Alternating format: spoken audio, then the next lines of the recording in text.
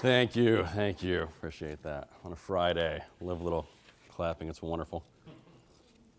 Get the day started. Oh, well, thanks for having me. I appreciate being here. I was here last year, and I really enjoy, what I do. I talk about digital. I help businesses get into the digital world, and it is very scary because not everyone that provides digital services provides an apples to apples scenario for you. Everybody does things a little bit differently. Right? So I kind of like to take the scariness out of it and kind of start from scratch. I like to crawl before I walk. I look at digital as a set of steps. You got to start first on the lower rung, and then you can make your way to the top a little bit more, you learn a little bit more, you get a little more educated, and you get a few more things. Take a few more of those tactics and learn more about them and learn how you can use them to your advantage. So that's kind of what we're going to do today is hopefully along the way you'll see a few digital gold nuggets that you'll be able to take home. So let's get started. I'd like to kind of go over a couple quotes. Gordon B. Hinckley, an American religious leader. You can't build a great building on a weak foundation. You must have a solid foundation if you're going to have a strong superstructure, right? It'd be like if they made this building a little wonky and I had to talk to you guys like this all the time, right, the whole day. That's a little weird, right? You have to have that good structure. You have to have a good digital foundation. And what is that? Well, your website. Your website is your entrance to the world, right? It's your online business card. It's the foundation of your business. Consumers will see that they will make a decision whether or not they use your business or someone else's. Think about that. While you're sleeping, while you're closed, someone's looking for your type of product or service, trying to buy from somebody, and you're either getting a check mark for yes or you're getting cut out of the equation because of how you're presenting yourself online, on your website. Do you value your website? It's a pretty important question. Talk to a lot of business owners. It's kind of interesting, their viewpoint of their website. A lot of them don't like their website, which is crazy. You paid money for someone to design that and you don't even like it. I kind of go back to that person and redo it. Have them do something that you enjoy because that's your introduction, right? Do you value driving traffic to your website? It's another huge thing, right? It's kind of important for people to see it. If you got a billboard in the middle of the woods, you're not going to get a lot of traction, are you? If you've got a billboard on a high-speed traffic flow intersection, highway, you're going to get a lot of people seeing that. A lot of people seeing your brand. Here's a big one. Do you know the amount of monthly traffic to your website? Let me ask you this. Business owners in the room, could you tell me exactly how much traffic you had last month? Raise your hand. I don't see. Maybe in a few minutes. Right? Exactly. That's what I hear a lot. And not even in 5 minutes. I hear, well, I'm not sure. I don't know what it was last month or the month before, the year before that. I have no idea. Well, that's kind of your starting point. That's your foundation. If you don't know, where you're going, how are you going to know where you need to be? All right? So think about it. Would you believe that you're not alone? I talk to a lot of business owners. They have no idea how much traffic they're currently getting to their website. Don't know if it has any value or not. That's important, right? You have a business card everywhere you go. You're handing out your business card, right? Well, when you want to make sure you drive traffic to your website, because people are taking that card and what are they doing? They're going home, they're going, oh, this is pretty interesting. Let me find out more. Oh, this is horrible, right? Or, oh, this is great. Wow, this is really cool. A lot of good information. I didn't know this. Didn't know they service this area. Didn't know they sold this product, right? And they're taking that time to engage in your business. The more time they take to engage with you, the more likely they are to do business with you and spend money with you. And that's what we want at the end of the day, right? Spending money and doing consistent business. If that is the case for you, how you know how any digital advertising campaign works if you have no idea what your starting point was. All right? If you don't know what this is and you got 200 people a month to your website because of a campaign, is that valuable or not if you started from zero? Right? You have to know that. It's important. That's your first step. It's important to know that. So I encourage all of you to every month, maybe even weekly, depending on what your traffic looks like, be aware of what that is. Be more aware of what that is going forward. Because it is important. You never know when something happens in the news, right, that may relate to your business in a positive way, and more people end up on your website, right? Something that's new out there. Okay? Now, think about that. Most people not knowing. Now, what if I told you that I've beaten everyone I've ever raced? All right? You'd think I was pretty darn fast, wouldn't you? Oh, he's beating everybody. He's top of the mountain. He's pretty cool. But what if I showed you how every race started and it looked something like this? Well, that seems normal, right? Start line, finish line, 2 people. But wait, there's more. I started here. Everybody else started way back there. I won every race because I had a nice head start. And yes, when I run races, I do it in a full suit with a briefcase. I find it more challenging. Right? So wouldn't that be important to know where I started from to understand the whole story? Because I had a little head start in that, didn't I? Pretty cool. I probably need it. I'm not as in shape as I look. Right? Need that head start. Begin setting your foundation. Know your starting point, current site traffic, right? We just talked about that. Make sure your site is mobile ready. We'll talk about that one in a second. Take control of your online listings. That's a big one. And protect your online reputation. And I'll have some different examples for you to show, both in my own world and some things that I found online, right? Which is kind of what we're talking about, right? Finding things online. Make sure you're mobile ready. Everyone understand what that means, mobile ready? A lot of people, a lot of business owners, and I've been in front of people before,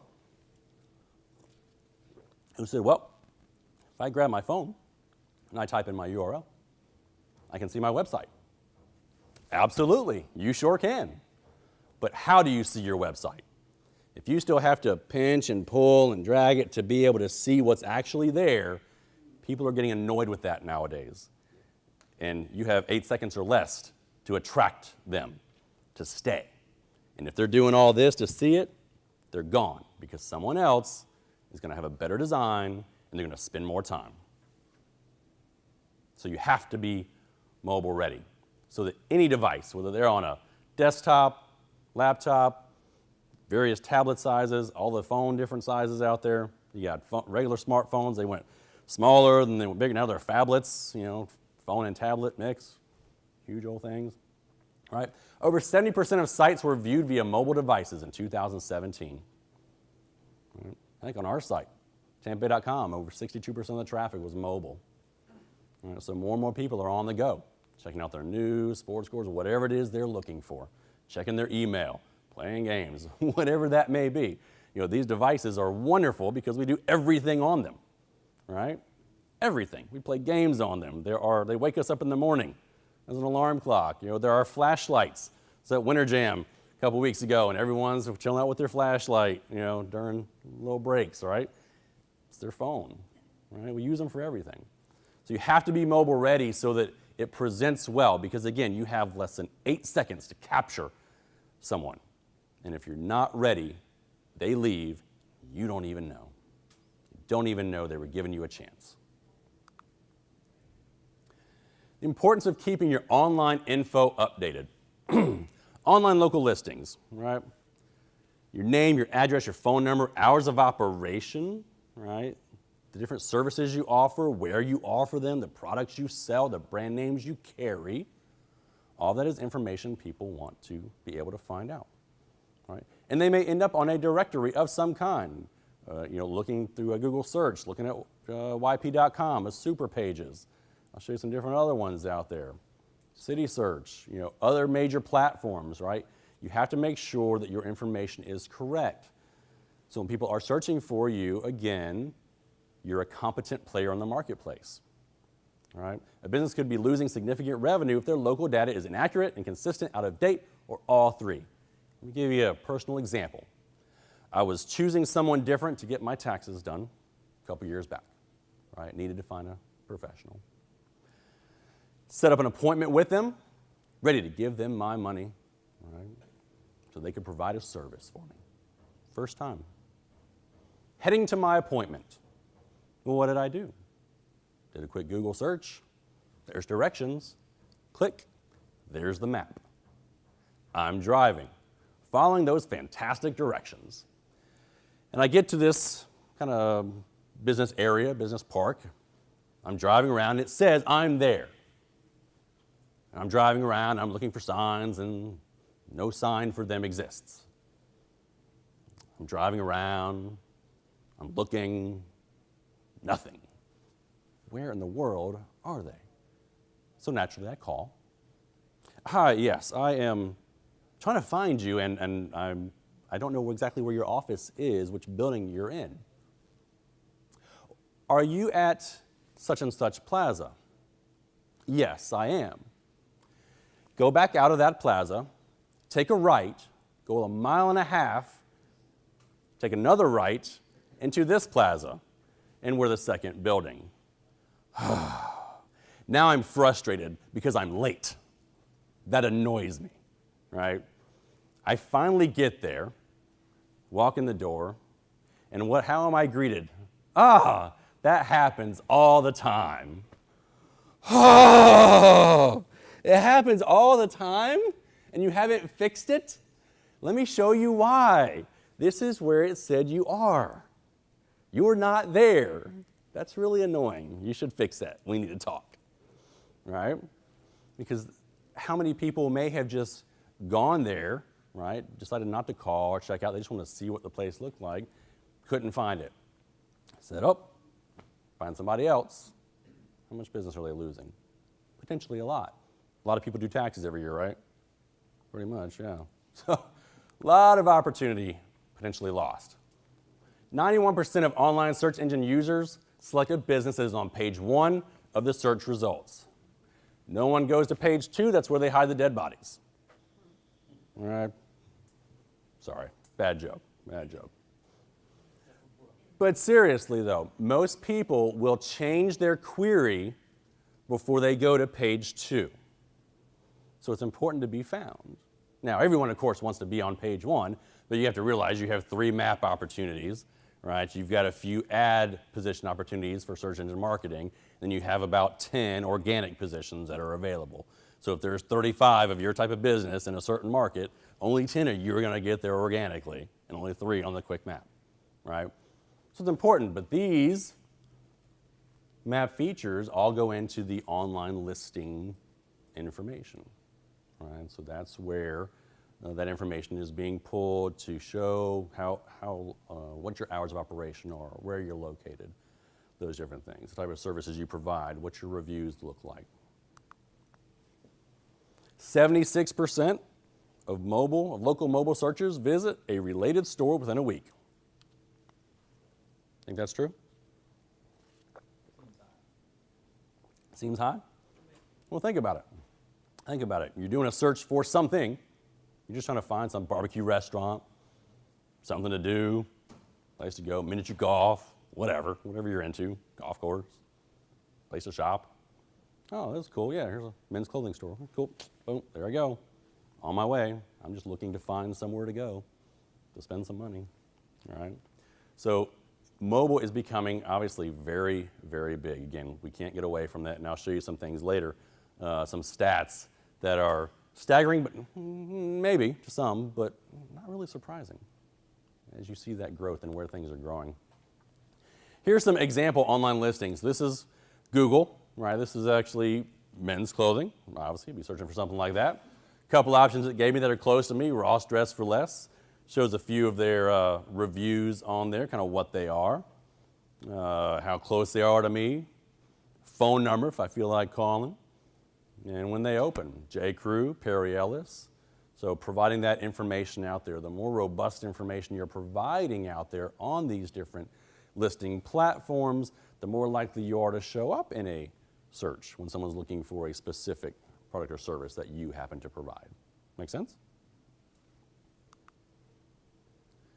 Zomato, I don't know, however you pronounce it, it's Zomato, right? This is for restaurants, so just kind of taking a look. Obviously, you're going to see Bradenton. I live down Lakewood Ranch area, so things that are close to me. Oak Bricks Irish Pub and Martini Bar, pretty cool. Right? What it is, cost variation there, hours of operation. You can kind of click to call, even view their menu, check out a few reviews as well. Pretty cool. So the more information, the better. You know, if they were to say 11 a.m. to midnight, and I get the hankering around 11 p.m., boy, okay. Love to go grab something to eat, something to drink. I go rolling in around 11:30, and oops, they actually closed at 10. What happens now? I'm annoyed. And what am I going to do? They closed earlier than they said, right? Because I'm annoyed. And what happens? When are we most likely to do reviews online? When we're annoyed, when we're ticked, right? This sucked, horrible. Less likely if we're excited and yes, this place is awesome. We don't tell nobody, right? Nobody at all, right? It's crazy. But boy, you mess us up that one time, and you never know what's going to be. An address that's wrong. I get there late, that annoys me. A time wrong could annoy somebody. Not mentioning that you have a certain product or provide a certain service, then you don't.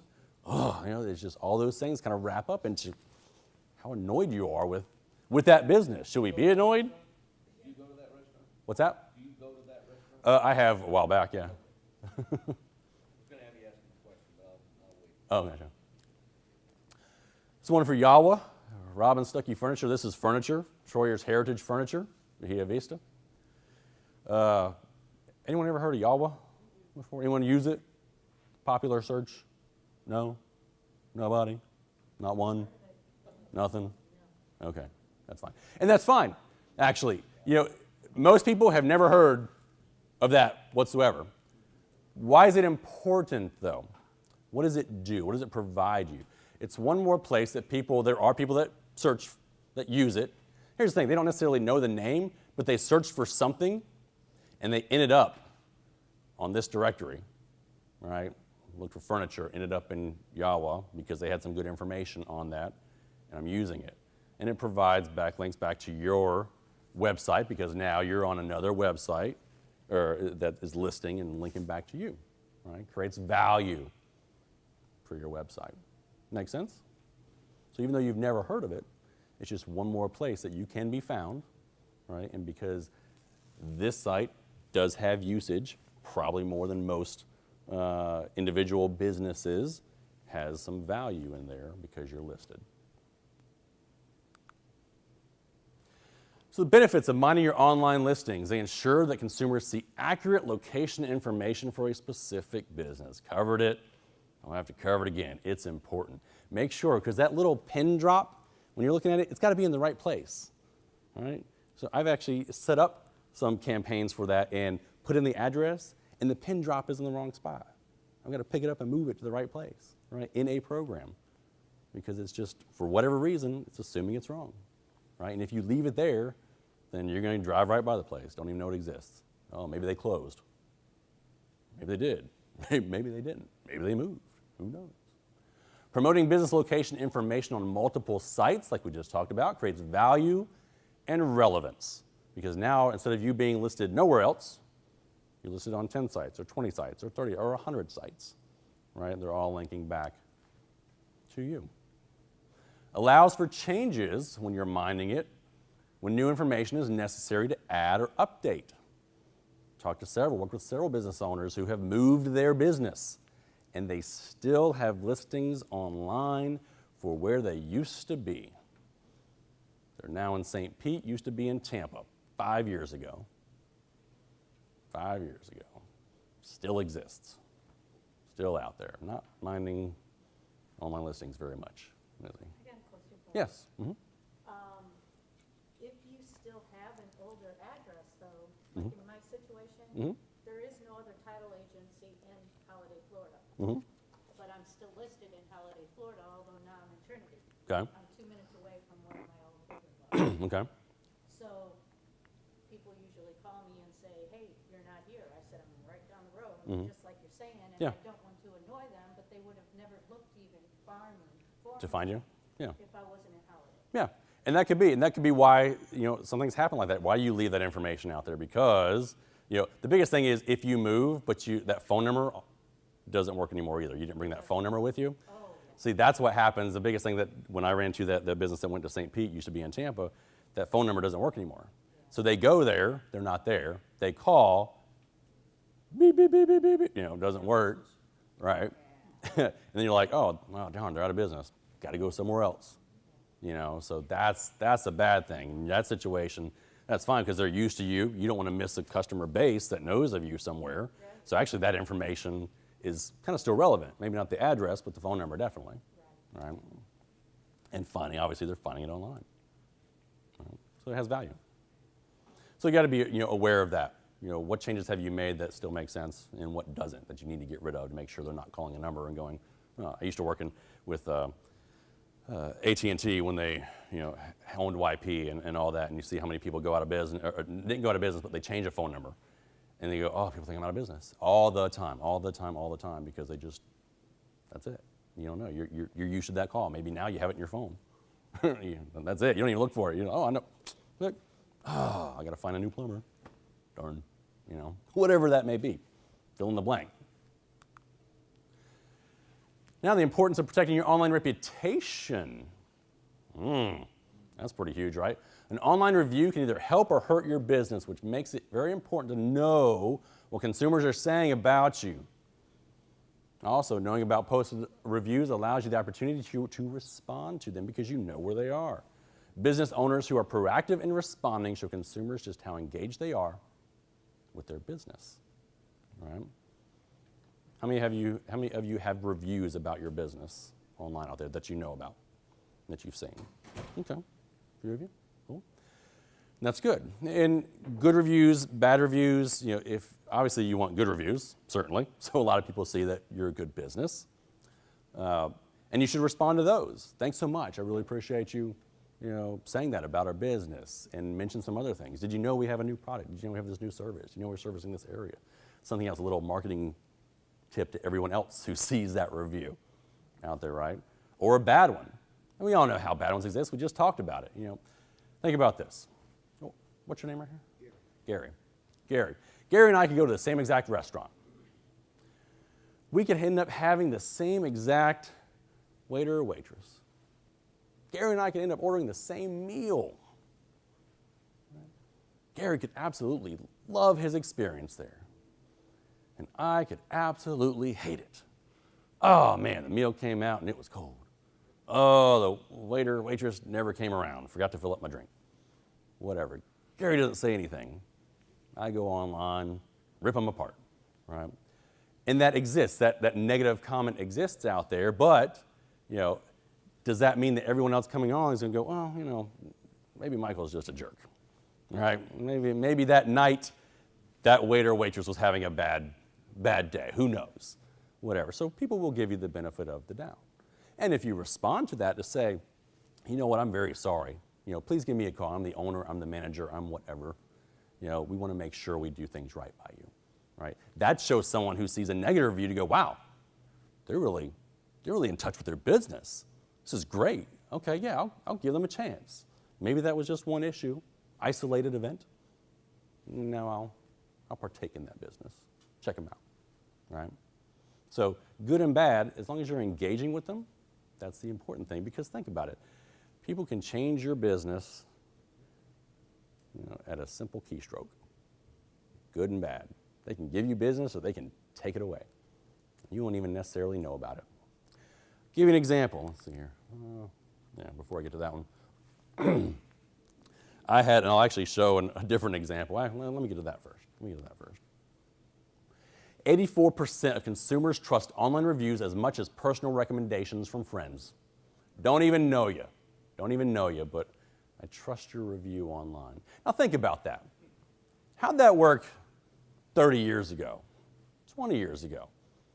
Maybe I'm in my yard and I'm like, yeah, I'll go back to Gary again. Gary's my neighbor. Man, he got some good landscaping done. That looks really awesome. Gary, where'd you go? Oh, I went to Joe's Landscaping. Did a great job. Fantastic. Great guy. Good business. Cool. What did I do? Probably went to a little book called The Yellow Pages, flipped it open, landscaping. Found Joe's Landscaping, gave him a call. Right? Well, now, word of mouth, it's gone viral. All right? It's out there making decisions for you that you don't even know about. All right? And people trust people they've never, ever met because they trust their opinion on usage of a business, buying their products, using their services. Pretty important. Pretty important. 61% of consumers read online reviews prior to making a purchase decision. How many of you will be looking for something, you go, oh, let me check out, looking to buy some furniture, right? You're looking at different furniture stores. Oh, let me see how this one was. Oh, this salesperson was horrible, whatever. Maybe I won't go there. I don't want to be pushed. I want to have time to chill. And then you read another one that says, oh, they're so great. Came up, just gave me their names. If you need anything, never heard from them again, whatever. I had time to browse the store, found something I liked, went up to them, and they helped me out, made everything easy. Cool. That fits my style, right? I like it. That's who I'm going to go to, right? But people are looking for that information out there to determine who they're going to use. Now, here are a few examples. A State Farm agent, and I've taken out the name of the reviewer. I couldn't remember if these were local things or not, but 1 star. I asked for my policy to be transferred from one agent to the next. My policy has 2 cars on it. They canceled one of my policies and didn't tell me. My bill was caught up and no one could explain to me as to why they canceled my policy. I wouldn't recommend this place. They don't know what they're doing. Oh man. I'm going to take a look at that and go, well, that's kind of a training issue, right? Because maybe somebody didn't call up to say, hey, you know what, this happened. This happened to you. This insurance provider didn't call their customer. I'll give you a real life example. Now, I'm not going to show mine, but mine was very similar. Also used State Farm. Imagine that, right? Also used State Farm. I had an issue. I had an older car. It had about 200,000 miles on it. It was getting cranky. She was a little worn. Within a 4-month period, everything that could go wrong with that car went wrong. All right? Everything, you name it. Driving down the road, tire blows out, stuck on the side of the road. Several hours, right? Got a tow. Called them up. Called up insurance. Hey, can I get a tow? Sure can. No problem. Get you all set up. Cool. Great. A month later, driving down, all this water comes up. Radiator. Conked out. Need a new one. Dang it. Called him up. Hey, need a tow. We'll get you all set up. Cool. Great. Chilling. A couple weeks down the road, something else, I don't even remember what else happened. Something else happened. Then something else happened. Right? In a 4-month period, it was awful. Had to get fixed. Got several tows. Not once did anyone ever say, oh, Mr. Newby, you only had 2 tows on your policy, right, that we can do, we're not going to charge you for. Cool. Didn't realize that. Now, is that my responsibility? No. Probably. Sure. Yeah. But in the heat of the moment, I just need help and I'm annoyed, right? Just help me out. So what happened? So get towed several times, get my car fixed up several times, and then several months later, about 6 months later, I find out I don't have insurance. They kicked me off insurance. Never called me, never told me, just don't have insurance. Well, this sucks. I've been driving around for 2 months without insurance. Didn't even know it. Thanks a lot. So, what do you think I left? Now, this isn't mine. Mine was actually worse. But I left a nice little review that I'm sure they've never even found because they've never responded to it. Never nothing. And oh, by the way, I think he gave someone else, not this one, another person after me, the braveness, I don't know what I'm looking for there, but to go in and say, had a similar situation. Now they got 2 1-star reviews within the last year. How do you think that looks when someone comes into town looking to change up their insurance agent, looks for them and goes, well, I can find another State Farm agent, right? There's a few other ones in town. Let me find somebody else.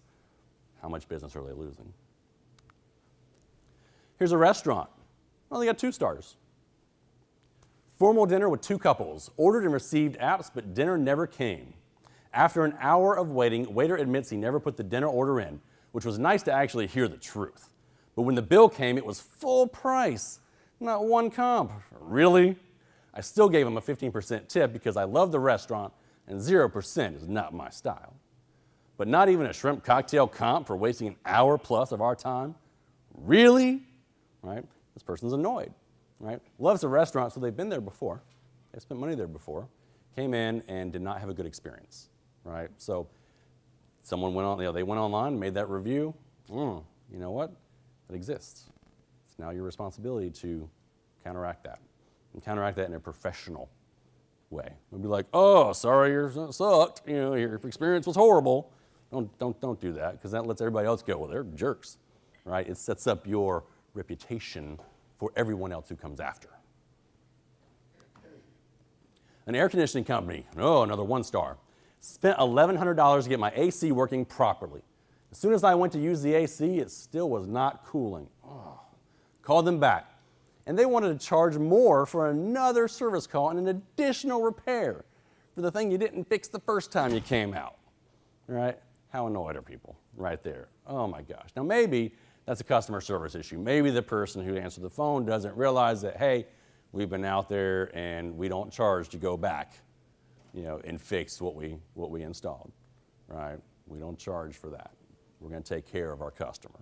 But this obviously not, because this person took the time to say online, this is what happened, don't use this company, right? Again, these things are creating doubt for paying customers on whether or not you're the right business to use. I want to make sure my business is tops over everybody else, right? I want to make sure I'm taking care of it, I'm responsive, I'm doing the things that need to be done so that people see that, hey, they're doing a good bit. Oh, they may have had some issues, but they're trying, they're trying to fix it, right? The little engine that could. They want to keep on, they want to do it right. All right, that's what they want to do. But that's important. The benefits to minding your online reputation, you acquire the tools and resources available to manage those reviews on a location level. Now, is that something you can do on your own? Absolutely. You can go to hundreds of different websites individually yourself and keep track of every single one of them with no kind of dashboard or anything else. You can absolutely do that. Most people will use a company who can provide that service, provide a dashboard. You just log in and go, oh, hey, we had a review yesterday. Cool. Where was it? What did it say? Let me go there and respond. Enhance customer trust because you know about it, the good, the bad, the ugly. You can respond to it. You can engage with your customers because of it. You can influence consumer purchase decisions. You can influence consumer purchase decisions. A sale you may not have gotten before, you might get. And whatever your average sale is, you may be different. Maybe you sell $5 tacos. Maybe you sell $15,000 roof repairs. It's going to be very different depending on your business, right? An extra 1, extra 100 customers change the way your business looks. Improve customer service response times. So that lets people see, hey, they're keeping track of it. Wow, they're taking care of things, doing things the right way. All right, that's good stuff. I want to use a company like that. I want to buy from a company like that and be a consistent buyer, depending on the business. I don't want to always get my roof done like every month, but I'll go to the same restaurant over and over again, or I'll go to a retail store over and over again, right? And it does provide a little SEO boost from search engines, because what do search engines do? They want to provide the best information that is out there, right? They are trying to be more local and help on that local level. So if you have reviews out there, good, bad, and ugly, those could show up, right, in a search. It could show up, oh, here's such and such company. Oh, here's some information about them. Oh, click, good, bad, and ugly right there, right? A lot of information. So they're looking for that information that's out there, looking for content. That's what they do. They're a conduit to content, all right? So I just put a little golden nugget in here. You can protect your online reputation and information for less than $90 a month per location. So not too shabby, not a whole lot of money, and you can kind of secure getting your listings taken care of, secure knowing about when people do reviews on the major review sites out there. Understanding your world. There's a nice little quote I saw. I think every business really has a unique reason for being, unique assets, unique attributes, a unique history. And that can be turned into a very attractive design story, essentially, that consumers can relate to. I hope I'm pronouncing the name right. Yves Bahar, a Swiss designer. Pretty cool. You know? Designed a lot of really cool stuff. Every single business is different. Every single business is different. It doesn't matter if you have the same business. You guys have the same, what's your name? Hong Lee. All right, Gary and Hong Lee have the same business, but that doesn't mean they have the same marketing strategy, all right? Because one might just want a local market, all right? Gary might just want that local market. Hong Lee says, you know what? I'm taking over the world. I want it all, right? And that differentiates how your campaign should be and how you build it and where you are, all right? So that recipe for success for one business doesn't meet the requirements for another. Think about it like an actual recipe. Let's say I was gonna cook up some chicken, you know, and I put a little salt on there, put a little pepper on there, and maybe I'm good with that. That's some good seasoning, pop it in the oven, bake it, I'm chill, all right? But maybe somebody else says, you know what, that's good, a little salt, a little pepper, but I'm gonna throw a little paprika, a little lemon juice, a little chili pepper, yes, right? Because I like that. It's a little bit different, right?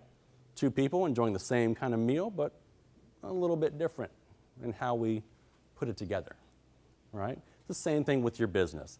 Not every business should have a cookie cutter program because every single one of you are very different. See if you've heard of some of these digital advertisers. Now, I'm not sure. They're kind of obscure names, but maybe you know some of them. Ever heard of McDonald's? McDonald's. A few ads up here. Made to crave a hot and spicy chicken sandwich for $1. All right, obviously trying to target a certain individual that likes to go, quick buck, cool, drive in, get it, go, I'm off. Maybe you shouldn't be eating it, but who knows, right? Buffalo bacon, right? So a creative that speaks to their new style of burgers and chicken sandwiches, I guess. Dollar menu, oh, we got a $1, a $2, and a $3 option. So different creative, different messages that probably go to different people, right? Probably have different targets within the creative that they have. And the melt-in-your-mouth classic, who doesn't like an English muffin? Egg muffin, right? Nobody else liked it, just me. That's fine. Ever heard of Coke? Probably, not too obscure, right? Play, pause, refresh, kind of combining it with some snacks. Oh, how cool is that? I have no idea what that one says whatsoever. Probably not the target market for that one. I do see Click. I do know Click. I know that one. Or the original friend request. Maybe targeting those Facebook people, social media types, right? Oh, that's cool. The original friend request. Coke. Cool. I should go grab one. Meet the new way to enjoy a Coke. Coke Zero Sugar. So a new product line that they've got. So different messages within different, and most likely each of these are targeted to someone different. All right. Whereas Pepsi might come in and have different targets. Maybe they want a younger crowd, older crowd, maybe a little bit of both. Different creative to speak to that. Different areas. Ever heard of Marvel? Anyone been to one of these movies at all in the past since they've been out? Maybe. Doctor Strange, well, obviously can't beat a Black Panther yet. It hasn't come out yet. Nice try. Nice try. Guardians of the Galaxy, Thor Ragnarok's, pretty cool ones, all right? Everybody knows these names. They're not obscure. We all know them. But what's the first thing you think of when I bring up that these are digital advertisers? What do you think people say? What's that? They got a lot of money. They got a lot of money, Michael. I'm not Marvel. I don't have that kind of bank, right? I'm not Coke. I'm not McDonald's, right? That's ridiculous. Stop talking about them. Yeah, they advertise. They got billions of dollars, right? Raise your hand if you have an annual advertising budget of $1 billion. Anybody? Anybody? No? I was going to get really excited if somebody raised their hand. No? Nobody? Okay, that's cool. That's fine. Nobody, right? That's crazy, right? We're mom and pop, small businesses, medium businesses, what have you. So I just had to bring up Dr. Evil. But here's the thing. Here's their target market. The entire thing. They want everywhere. They want the world. They need the world. You got to be everywhere. And here is your target market. Maybe right there. Maybe it could be bigger, right? Hopefully that's in the right place. That little dot. Pretty close. Let's zoom in a little bit. So maybe this is your market. Maybe Pasco County. With the whole thing. Or perhaps just that. So it's going to change what that plan needs to be, right? Because you may just need a couple of zip codes. You may need a radius around something, right? Maybe you've seen some business coming from somewhere and you want to get your message out there a little bit more because you're like, well, let's strike while the iron's hot. Let's get some digital ads over in that zip code, in that area, because, man, we're starting to see more people come from there. Let's get more of them. Let's get them talking about us. Let's get that, come on, let's get it going, right? Let's get that viral goodness going on out there. Right. So everything's going to be a little bit different based on who you are and what you need. And everyone is going to be absolutely different. So to better understand just where you should target, you must consider a couple things. Your need market and your growth market. Right? Very simple. Your need market is the area that you must be. Michael, I absolutely have to be here. These zip codes, this radius, this county, these counties, this DMA, this state, these states, Southeast, this country, whatever that needs to look like based on what your business is, you've got to understand what your need market is. Right? Maybe that's just one zip code, and that's cool. That's fine. You just want to kill it in that zip code and get your message out, message out, message out, message out, so people can't get away from you, right? So people see you consistently.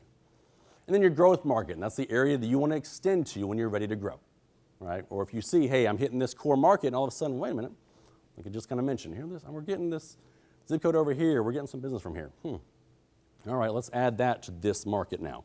Now we get this odd-looking thing going on, right? And that's fine, right? It's getting your message where it needs to be, and it's growing the right way. Not just going, hey, I want the whole Tampa DMA. You want to know what that is? That's like Hernando, all the way down to Sarasota, 10 counties in between, right? Big area. I've had people do that. They start off with the whole DMA. And what do they end up doing? Well, let's inch back a little bit. Well, let's come in a little bit more. Well, let's come in a little bit more. They right-size what they're doing, but they wanted to start off to say, hey, I can get this. Let me see what that looks like. Let me see what traction I get from it, but I know my core is still here. Right? So they know what that is. They know what the game plan is, and we can game plan properly for your digital target around that. Make sense? How do you capture the opportunity? Well, think about it. Globally, billions of dollars are now transacted programmatically. That's online display ads, just like the ones you saw with Marvel, Coca-Cola, and McDonald's, right?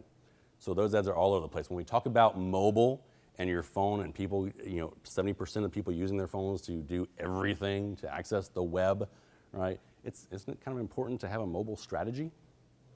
Probably, yeah. If you don't have one, you certainly should get one. Growth is expected to continue with an average annual increase of 27% over the next 4 years. So it's only going up. It's only going up. The more and more people are using it, right? I remember, and I said this last year and the power went off, so fingers crossed. I remember my mom a few years ago wouldn't do anything on her phone, nothing. Her phone, flip phone, didn't access the internet, nothing. Now she's forwarding stuff that I don't really want in my email. She's buying stuff and sending it to us, buying it on her phone. All this stuff, playing games on her phone, all this, taking pictures. It's crazy. Now she's like, oh, cool. So she's 65 years old and she's engaging with something she never engaged with before. Now she's comfortable doing things on that device, right? So everybody thinks it's just millennial. It's just the young crowd. Every crowd is growing because it's easy. It's a computer in your hand.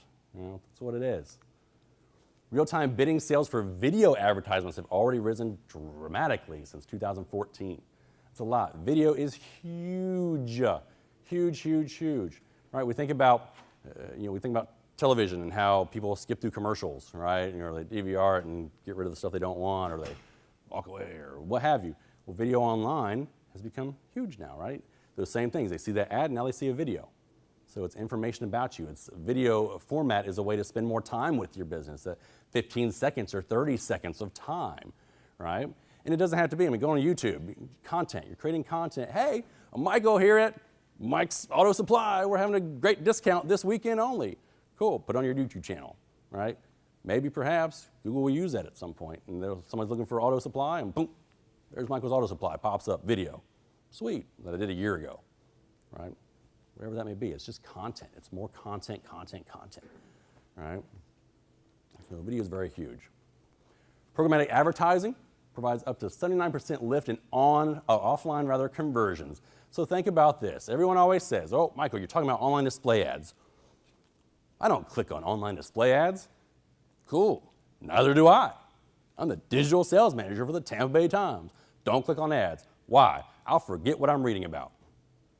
I'm reading an article, it's great, I'll see an ad, like, oh, that's really cool. Click, what was I reading about? Oh, I forgot that story. Shoot, darn it. Where was it? What was it? How did it end? Right? That's me, my story, just one. But I find out a lot of people do the same thing. A lot of people open up a new browser. Oh, I'll see that ad, open up a new browser on their phone, laptop, whatever, find that business, engage with it, and there you go. Can I see the ad and go, oh, cool. If I see Coca-Cola, am I going to go click on that and let me find out what Coca-Cola is? No, I know what it is, right?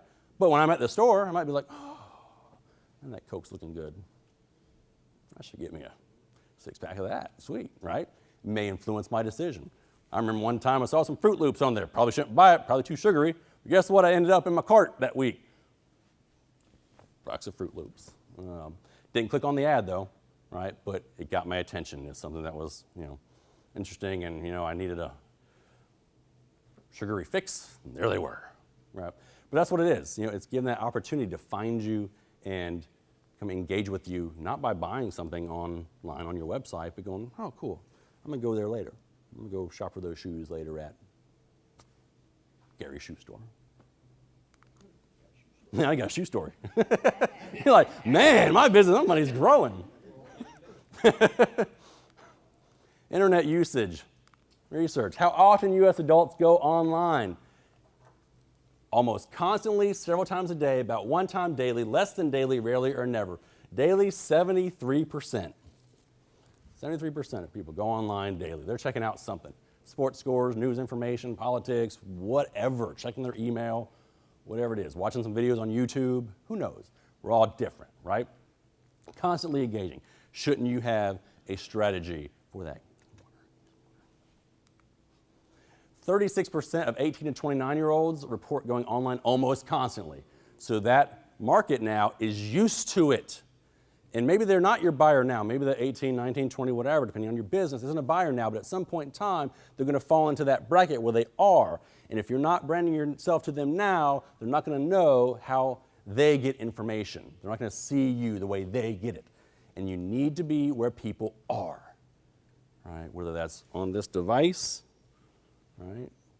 On a different device somewhere else in a certain area, whatever that may be. You need to be where they are. Percent of U.S. adults in each group who report being online almost constantly, 18 to 29, higher obviously. 30 to 49, 50 to 64. People I talk to think that's zero. They think, no, but 65, they don't go online, whatever.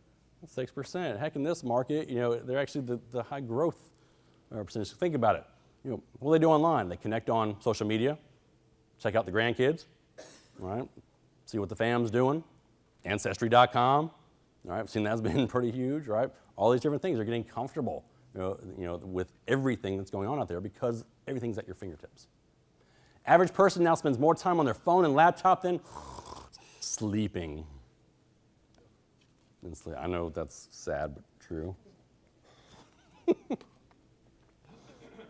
And we do. It wakes us up in the morning, check it. Okay, what was the news happened last night? What's my social media? And how did my stocks do? What's this? Okay. We're just constantly engaging with it, right? Because it's right there.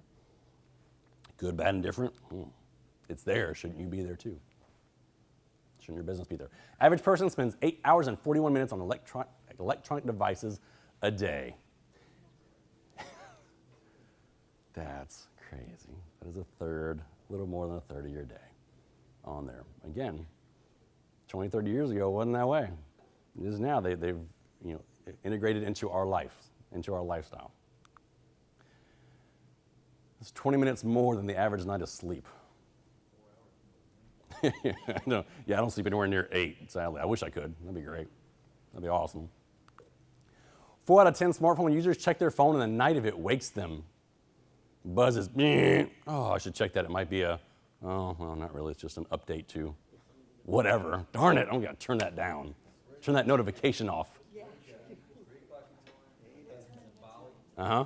He's texting me like we're neighbors, just talking about the Super Bowl. I'm like, I am going to get a couple hours. Trying to sleep. Trying to sleep.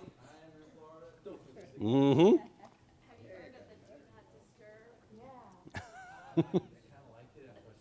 Not Disturb? Yeah. Then you're like, yeah, Super Bowl. Tom Brady's awesome, or not. It's crazy. It's crazy. That's crazy. But it is what it is. It is what it is. Internet accounted for 13% of average daily media use in 2010. That number was set for 30% last year to actually beat it. A little bit more. Still waiting on final numbers, but it was definitely over than 30%. All media. 81% of shoppers research online before buying. Talked about that before, right? Researching. It may take a little while too. Consumers spend an average of 79 days gathering information before making a major purchase. I bought my car, had it for 1.5 years now, yeah. And I was looking for a change, had to get rid of the Jeep, obviously. Spent about 6 months looking at different local dealers, what the brands were, the models were, the gas mileage, the cost, the whole nine. Like, I got to educate myself, because when I walk on that dealership, because I don't know nothing about a car. I'm sorry, I don't. Yeah, I'm a guy, I admit it, don't care. All right? If it breaks down the side of the road and I lift up the hood and there's no engine, I know what the issue is. There's an engine, not a clue. All right? So I had to do my research. All right? Finally found a little car, like it, a little Nissan Versa Note, good gas mileage, that's what I was looking for, a little bit newer than what I had, fantastic. Spent that time researching. So that's opportunity for those digital ads to capture someone like me looking for different brands, right? And I'll show you those tactics here in a minute. Mobile research. 90% of the time on mobile is spent in apps. Messaging, social, Facebook, pretty big there. Gaming, very popular, regardless of age. I know my wife played, what was that? Candy Crush. My God, okay? She played Candy Crush like crazy. Love that game, right? She's on it, right? It's just she's a nurse, so she's very stressful days, and that's her downtime is I can hit some things here and they can blow up, whatever it does. I don't know how it works. I never played the game, but maybe it blows up. YouTube, I was like, entertainment sites, different sites, news sites, productivity sites, utilities, you name it, right? We're engaging with it, different apps out there. 87% of millennials ages 18 to 34 report never separating from their mobile device. Bam.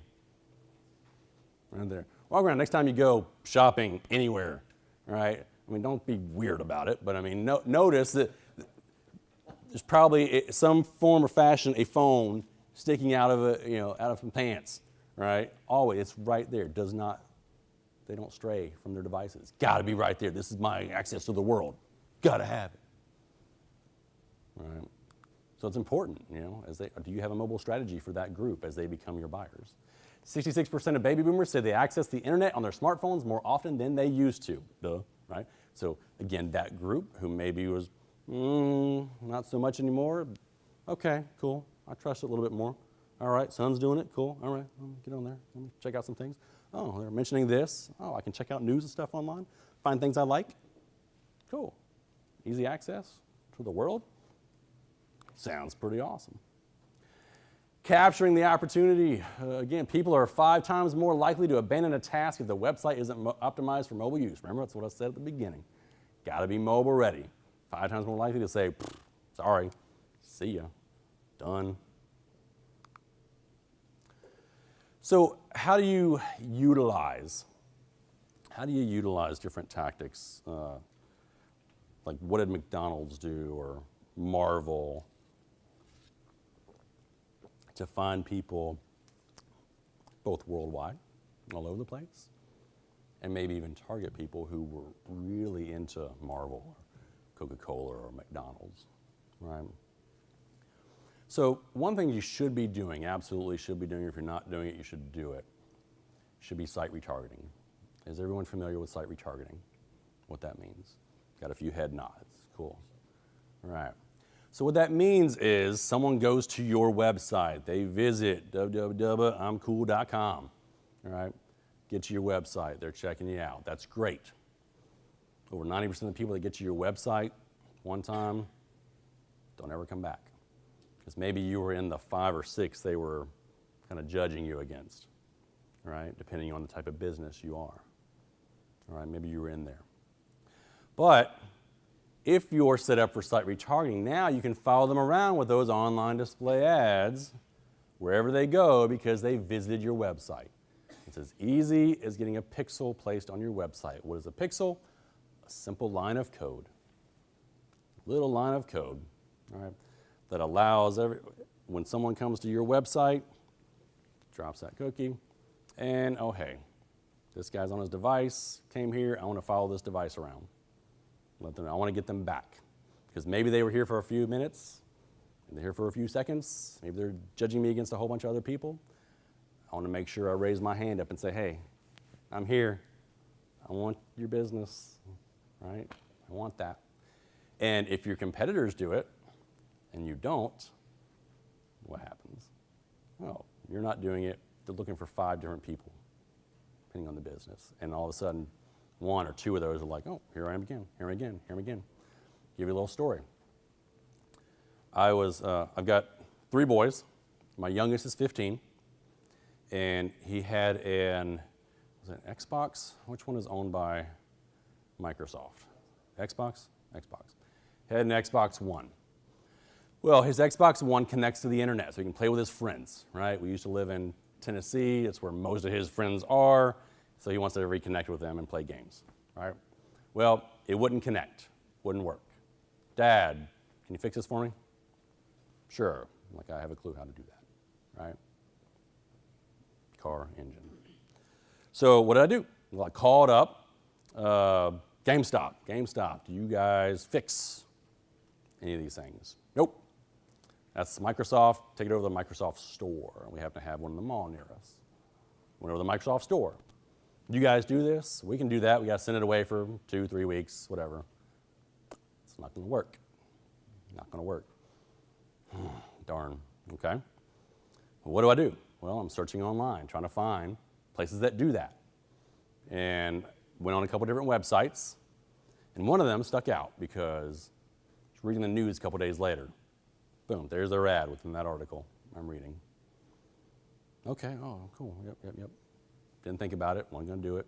He wasn't complaining anymore, so I'm kind of like, maybe it fixed itself, right? Hoping.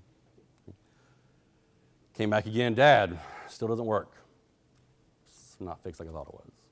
Okay, son. Well, kept seeing that ad. That same business. 2 weeks later, after seeing their ad, usually a couple times a day. And I was like, finally, Dad, can you fix it this weekend? Okay, fine. Yes, we'll get it taken care of. Where do I go? What did I do at that point in time? I remember the name of the company. What did I do? Google search, company, directions. Get there. I actually made it there, which was good. Clap on them, right? Made it there. Gave them my Microsoft, or my Xbox One, thank you. They fixed it, picked up the next day, money changed hands, it worked, everybody was happy. Yay, fantastic, fixed, right? Because they made sure they were site retargeting. So they were making sure they reached out to people who had visited their website to try to get them to do business with them, whether they got back to their website or just walked in the door. When I just walked in the door. Search retargeting, so actually taking what your business is. I mean, let me ask you this. Would you want to follow people around online who actively search for your products or services? Yes or no? Yes. Yeah? Okay. That's fair, right? I would too. Absolutely. Follow them around. That's what search retargeting is. People searching for things that go on to Google, Yahoo, Bing, whatever that is, WebMD, wherever you can search, that is a search on a site. And now you can follow them around the web, wherever they go. All right, follow them on sites that have nothing to do with what they were searching for. I'm looking for ear pain, and now I'm on HGTV. Does that have anything to do with it? Nope.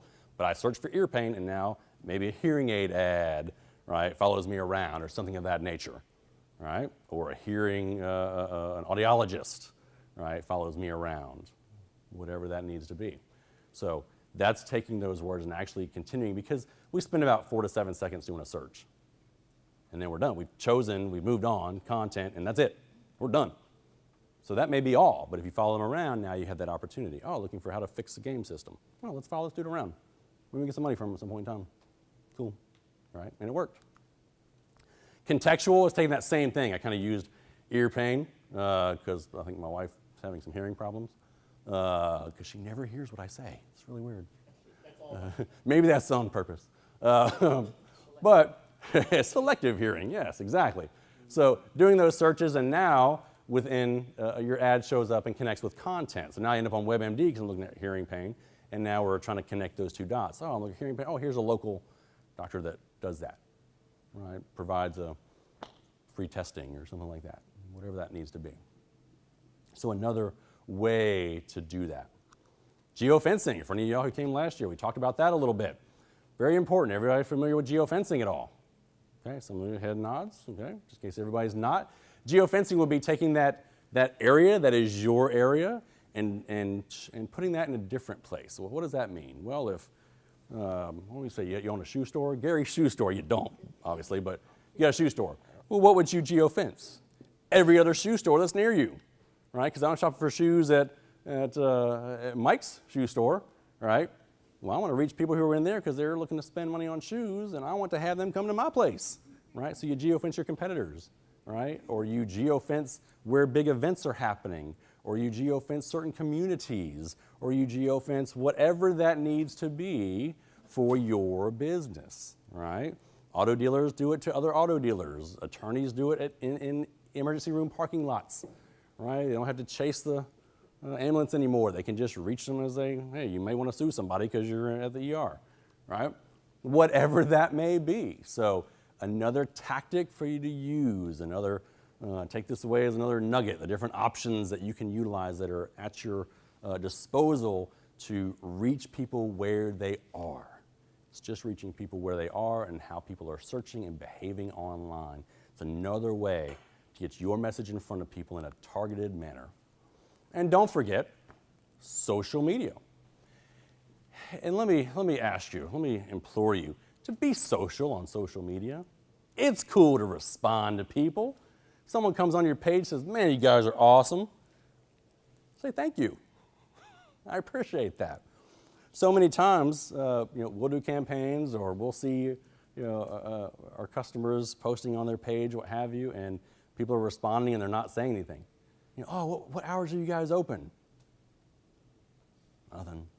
Oh, when is that sale? You didn't mention the date. Nothing.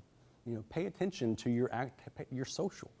If you got Twitter, if you've got Facebook, if you've got Instagram, whatever you've got, pay attention to it because numbers are always going to look very well because your information is within a news feed.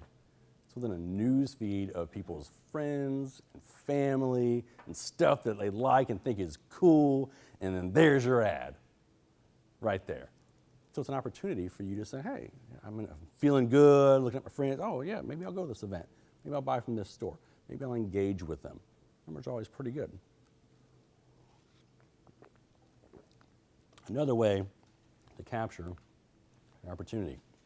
That is everything, and I think I've hit it right on the nose there, 9:25. So, woo, look at that. It's a lot of information too, right? So again, just to recap, right, the different things we discussed. One, it's important to build your digital foundation. You've got to have the foundation first before you step forward and fly. all right? You've got to be set and ready to go, all right? Because if you're not, you could miss some things. You could misconstrue information, right? The next was understanding your world. Your was capitalized. Your world is very different than Marvel and Coke and McDonald's and the other person that does the same business you do, right? Your world is a different entity. Every business is different. You have to understand what you're trying to accomplish, where you're trying to accomplish it, and the message that you want people to see. And then take advantage of capturing the opportunities that exist for you out there, like site retargeting, to capture those people and bring them back that have been to your website. Make those people a special offer that you wouldn't make to anybody else because they got there, right? Or follow people around online because they did that search for a product or a service that you provide or supply, right? And follow them around to try and get them to engage with your business over somebody else.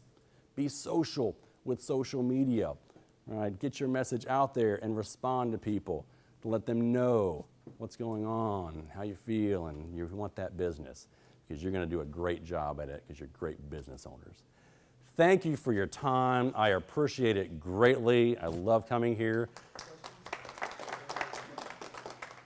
No, sure. Okay, yeah. Anybody has any questions about anything at all that I discussed that you'd like to ask? Not from you. No, I'm kidding. So it's about video and people's perception that to play in that video world is just too expensive. They got to hire a production crew, they got to get videos done, etc. So well, exactly. When we think about it, you think about it in the same way as TV, right? Because in TV, we've got to have that national look and feel, and everything's got to be tight and cool, and it's got to feel like we put a lot of money into that, right? Well, online, you don't have to do that. Look at all the content on YouTube that's not, it's one video camera and one person sitting in front of it and having a conversation, right? Simplicity. It doesn't have to be that complicated, right? Look at, Facebook Live and how that, was, what have you. And just simplicity of, hey, here I am. Let me do this. Cool. I did a Facebook Live event kicking off a new product that we had at the Times, right? To reach people, hey, when you're available, log on, check it out, right? That was it. It was me, like this, board, with a camera, kind of like it is now. But it was just that, real simple, real simplistic, right? So it doesn't have to be that way. You can engage with it, however you need to, because someone may need or want that really highbrow look and feel, right? But others are just like, man, I want to find a deal. I want to find somebody cool. I want to find somebody I like to do business with. We're all different in the decisions we make. So understand that not everyone is the same making those decisions. So that video doesn't have to be $10, $20, $30, $100,000 just to create a nice video, then to take it and put, $1,000 of the campaign online, right? You spend all your money in production and not enough to actually get the message out. Well, that sucks. We don't want that. So again, it doesn't have to be as complicated as we make it out to be because of how things have been. Go on to YouTube, look at all the content that's out there. It's easy breezy, right? You should have a YouTube channel. It can be simplistic as you need it to be, right? It doesn't have to be all pomp and circumstance. It can be nice and you. Because we make decisions on who we are, who you are sometimes. I like you. Gary, you're cool. Got a great shoe store. Right? You're a great neighbor, man. So we make decisions based on that. So again, it doesn't have to be as big as that. It can be as simple as you want it to be. Anything else? No? Thank you very much. I appreciate you.